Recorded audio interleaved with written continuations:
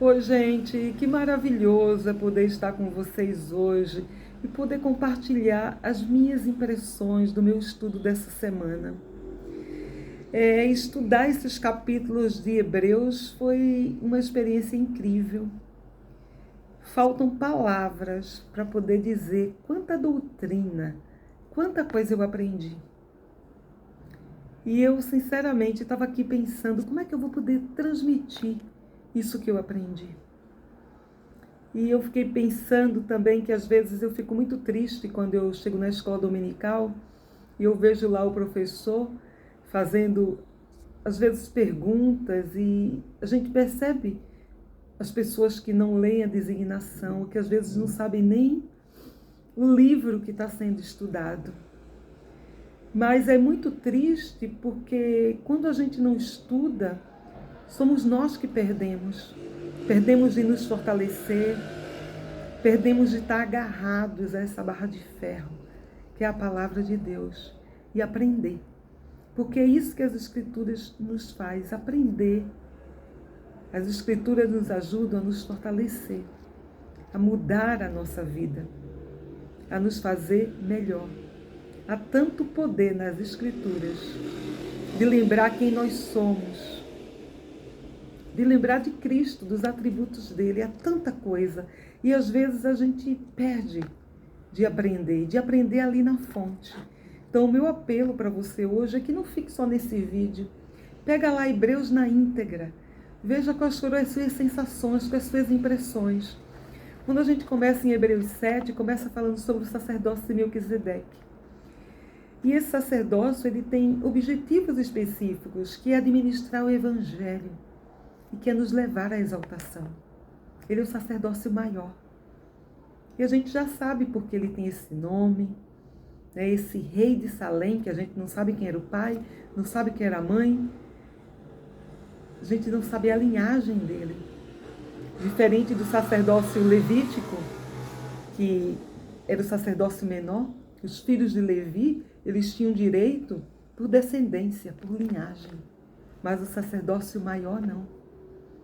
O sacerdócio maior, Melquisedeque, não tinha linhagem. Mas ele recebeu esse sacerdócio. E por ser esse rei tão justo, tão fiel, tão obediente.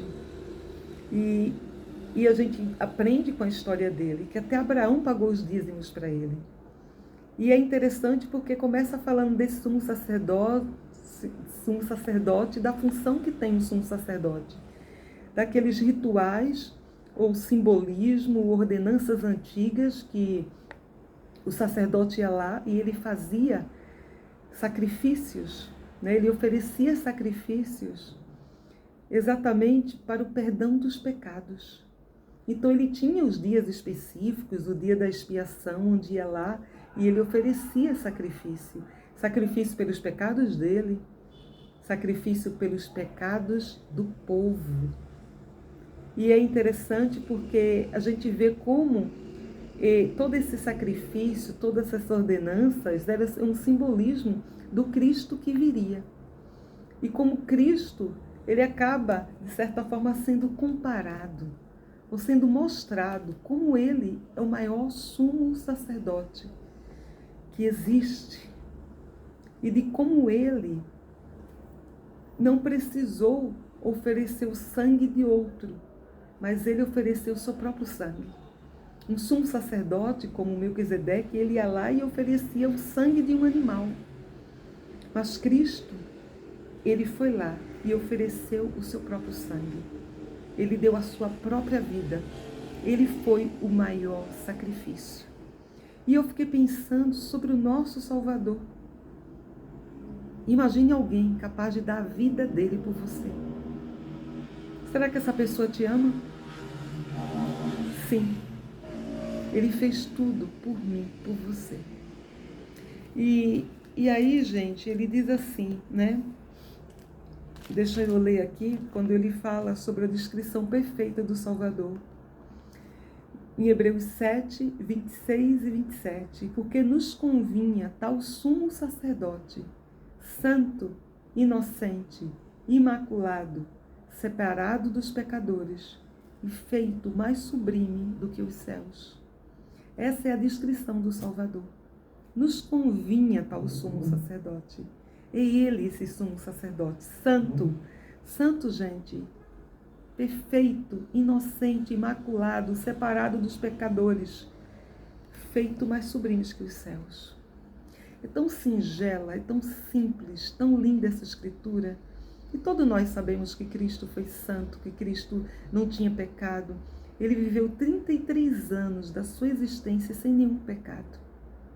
E eu fiquei pensando que às vezes a gente não passa nem uma horinha sem pecar, nem um dia sem pecar. Às vezes é o amigo no trabalho que nos irrita, às vezes é o vizinho, é a vizinha, às vezes é no trânsito, é aquela pessoa indelicada.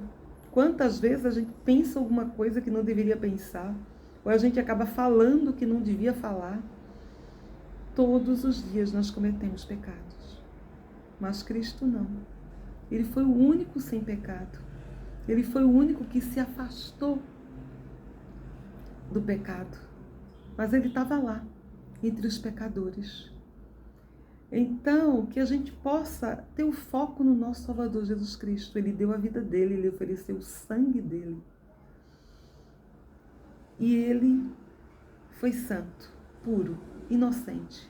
33 anos de uma vida sem mácula, sem pecado. Que a gente pudesse se esforçar para viver pelo menos um dia, procurando fazer tudo que é certo e não pecando.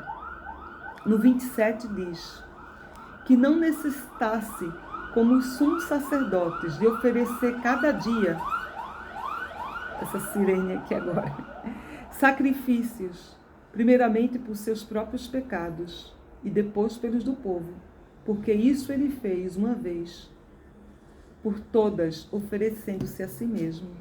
Então ele não precisava, como os sumos sacerdotes, oferecer várias vezes vários sacrifícios, primeiro por ele mesmo, depois pelo povo. Mas Cristo, ele fez o grande sacrifício, uma vez por todos, oferecendo-se a si mesmo. E aí ele continua no capítulo 8, dizendo que esse grande sumo sacerdote hoje está sentado nos céus, à destra do trono da majestade. E aí ele fala sobre a missão de um sumo sacerdote, que é oferecer dádivas e sacrifício. E que era necessário que Cristo tivesse algo para oferecer. E ele tinha, gente, ele tinha a vida dele, a própria vida. E Cristo, ele fala que veio estabelecer um novo convênio. E que novo convênio era esse? Exatamente, ele veio cumprir, né, tudo aquilo que ficou para trás. Esse novo convênio era através da expiação dele. Em outras palavras, ele está dizendo, olha, vamos lá, eu expiei seus pecados, meu próprio sangue, agora vai lá, se arrepende, obedece, guarda os mandamentos, tenta ser parecido comigo. É só isso que eu te peço, esse é o novo eterno convênio. É esse, é arrependimento, é batismo, é perseverar, é fazer o correto. Não é aquele grande sacrifício. Ele diz, porque serei misericordioso com suas iniquidades, né? E os seus pecados, eu não mais me lembrarei deles. Olha só, a gente lembra dos nossos pecados, não é? Mesmo que a gente tenha se arrependido, a gente lembra. Mas Cristo diz que não vai lembrar. E que bênção é isso? É saber que a gente pode ter os nossos pecados apagados. E que Ele não vai lembrar. Ele diz que vai pôr as suas leis na nossa mente. E no coração Ele vai escrever. Nós precisamos ter os mandamentos, precisamos ter a palavra de Cristo no nosso coração. E é tão lindo tudo isso, que ele fala também que Cristo é o sumo sacerdote dos bens futuros. E eu fiquei pensando, sumo sacerdote dos bens futuros. Não é os bens de agora, mas os bens futuros. Qual é o maior bem que a gente pode ter? Qual é a maior riqueza que a gente pode ter? Se não a exaltação no reino de Deus, se não a vida eterna. Esses são os bens futuros. não são bens de agora, não é o imediato, mas é no futuro. E eu fiquei pensando como é difícil para o mundo entender isso, porque a gente vive num mundo que tudo é agora, tudo é imediatamente, que as pessoas não esperam para depois. Mas Cristo é o sumo sacerdote dos bens futuros. E aí ele fala, né, que Cristo ofereceu a si mesmo, e por isso ele pode nos purificar, por isso ele pode também nos tornar santo. E ele padeceu muitas vezes, mas como aos homens está ordenado morrer apenas uma vez, isso é uma doutrina importantíssima, porque nós acreditamos na ressurreição, não na reencarnação. Está aqui em Hebreus, falando claramente sobre isso, no Hebreus 9, 27, como aos homens está ordenado morrerem só uma vez, vindo depois disso o juízo. Os homens não morrem várias vezes, os homens não reencarnam, vem depois o juízo. Assim também Cristo, oferecendo-se uma vez, não foi várias vezes, uma vez, por todos, para tirar o pecado de muitos, e aparecerá uma segunda vez sem pecado, aos que esperarem para a salvação. A gente sabe que essa segunda vez será na sua segunda vinda. Então Cristo também morreu uma vez. Ele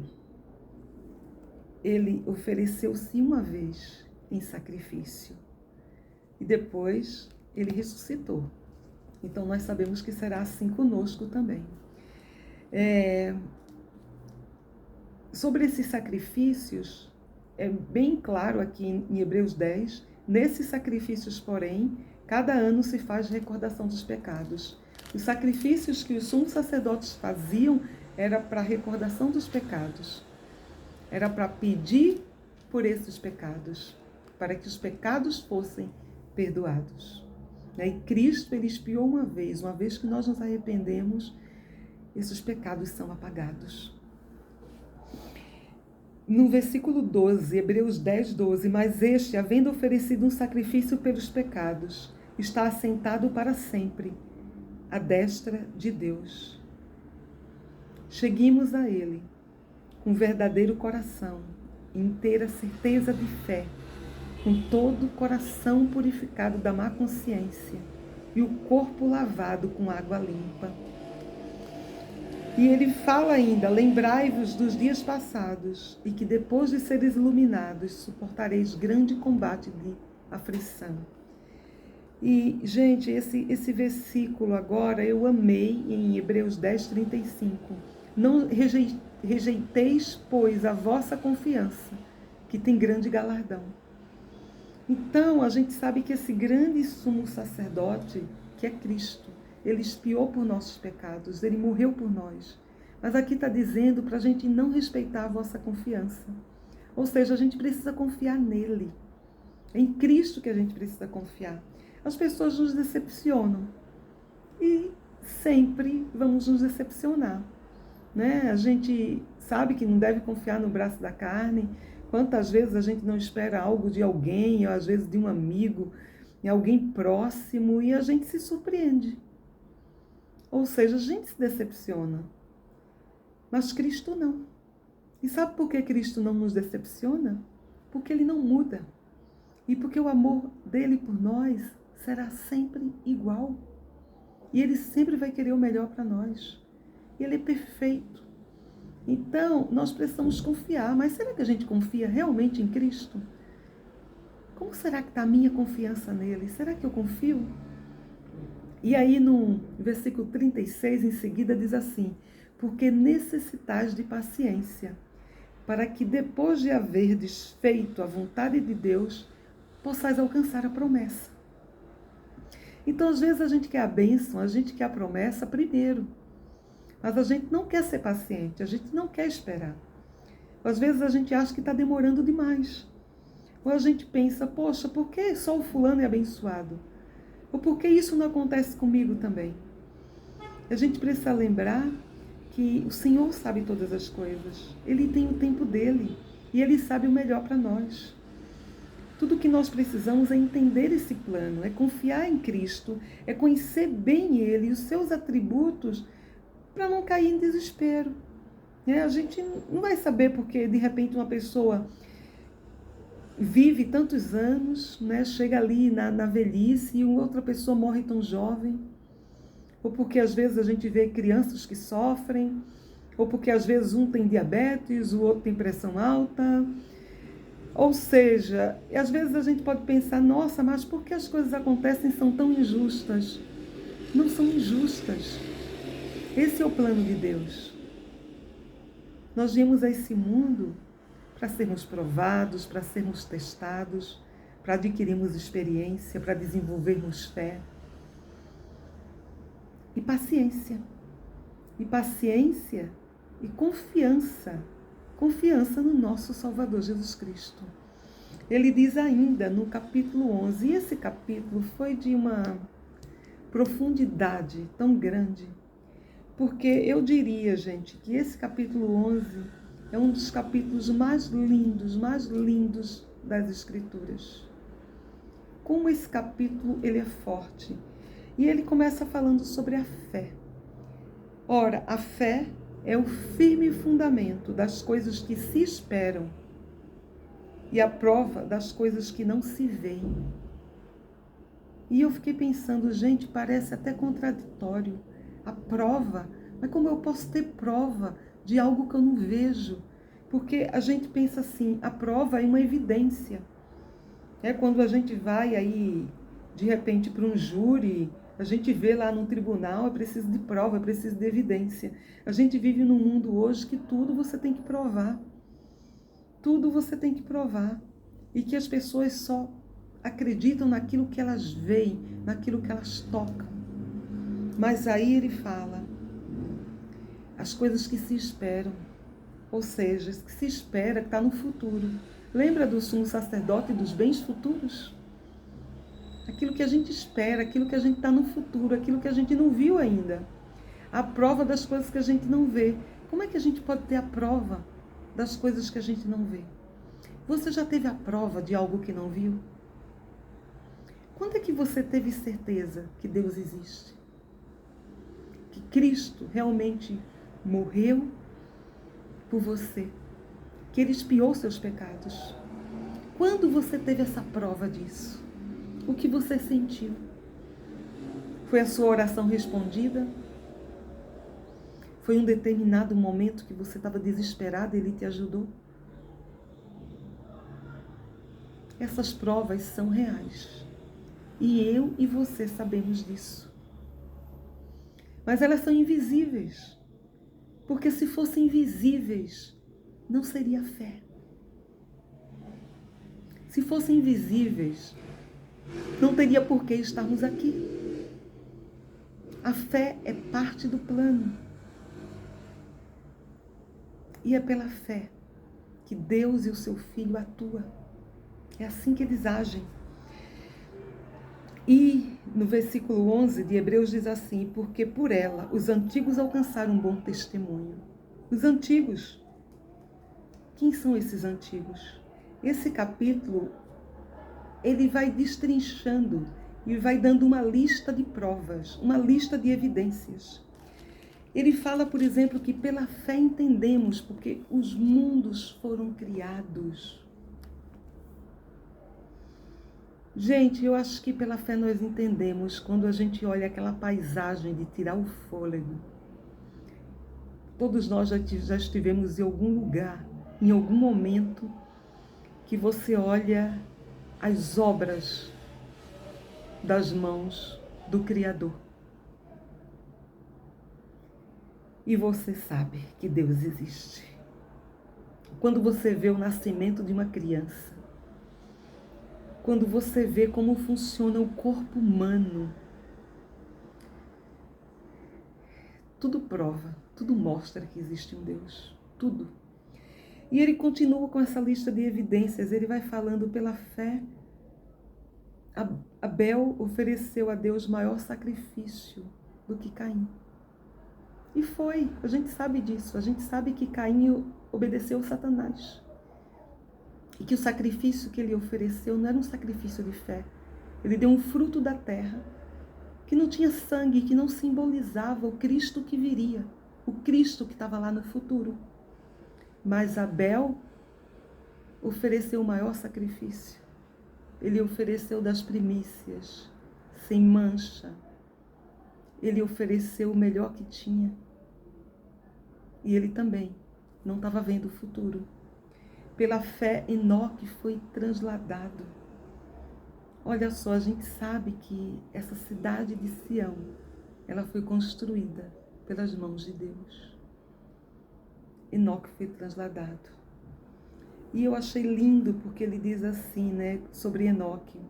Pela fé, Enoque foi transladado para não ver a morte, e não foi achado, porquanto Deus o transladara, porque antes da sua transladação alcançou testemunho de que agradava a Deus. Ou seja, antes da transladação, o testemunho alcançado por Enoque de que agradava a Deus, ele veio antes, não veio depois. Ora, sem fé é impossível agradar a Deus. Eu fiquei pensando, sem fé é impossível agradar a Deus. Precisamos ter fé. Precisamos ter mais fé, buscar essa fé. E aí ele diz, porque é necessário que aquele que se aproxima de Deus creia que ele existe. E eu fiquei pensando, mas aquele que se aproxima de Deus precisa crer que ele existe? Claro que sim, gente. Quantas vezes a gente faz orações sem fé? Quantas vezes a gente faz orações no automático, ou como disse o nosso profeta, parecendo uma lista de compras. A gente precisa se aproximar e crer de verdade, e saber que tem alguém que está nos ouvindo, e que é real, que ele existe, e que é galardoador dos que o buscam. E o que é galardoador? É aquele que dá um prêmio, que dá uma recompensa. Aqueles que se aproximam de Deus, realmente crendo, ele vai recompensar, ele vai dar o prêmio. E ele fala sobre Noé, sobre as coisas que Noé temeu, né? E quando ele construiu a arca, e por conta da sua obediência, ele foi herdeiro da justiça. Ele fala de Abraão, chamado de Abraão que obedeceu, que saiu, né, de um lugar sem saber para onde ia, foi habitar numa terra estranha, acreditando nas promessas. E como ele concebeu, né, poder com Sara com 100 anos de idade, de ter um filho. E de como depois foi pedido para sacrificar esse único filho. Abraão podia ter dito, não, Senhor, deve ter um equívoco aqui. Mas o Senhor me prometeu uma posteridade enorme, com as estrelas do céu, com as areias do mar, e agora está pedindo meu filho, como é que vai ter posteridade? Mas Abraão não questionou, ele foi lá e fez. E o Senhor o abençoou. Ele fez, ele não sabia que apareceu um anjo que ia impedir. Mas ele fez. Todas essas pessoas que estão sendo listadas, elas primeiro tiveram fé e depois veio a recompensa. Alguns desses não receberam nem a recompensa nessa vida. Ele diz assim no 13, todos esses morreram na fé, sem terem recebido as promessas, porém, vendo-as de longe e crendo nelas, abraçando-as. Como é que a gente abraça essas promessas? Como é que a gente vê lá do longe? E a gente tem um foco nelas, mesmo sabendo que a gente pode não alcançá-las nessa vida.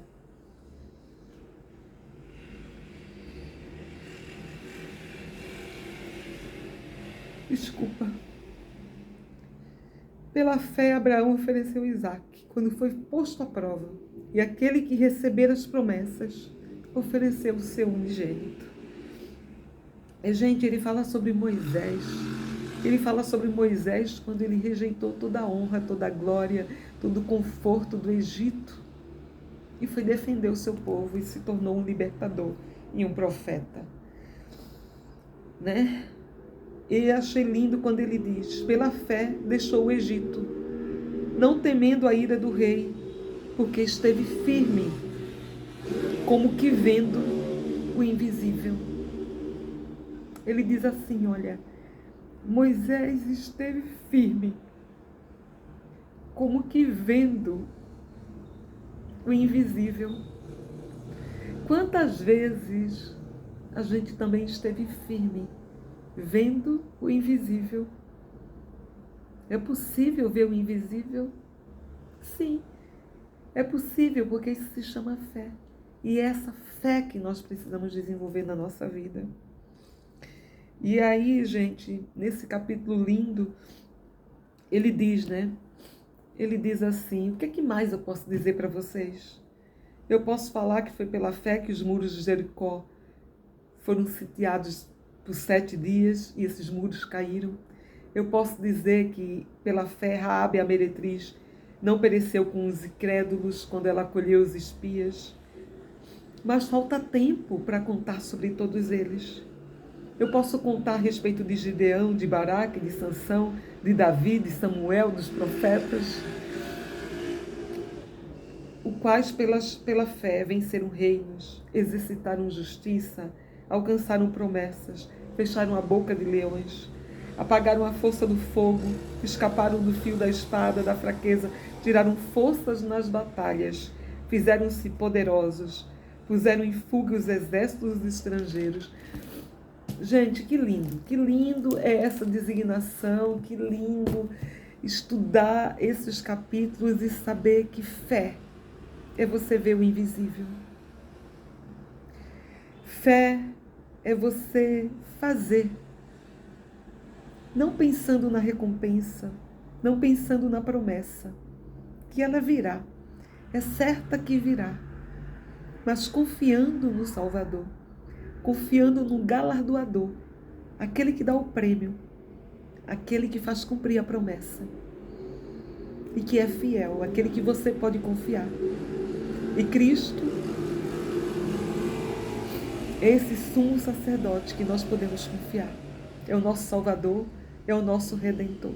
Ele vive, Ele deu a sua vida por nós, Ele nos ama.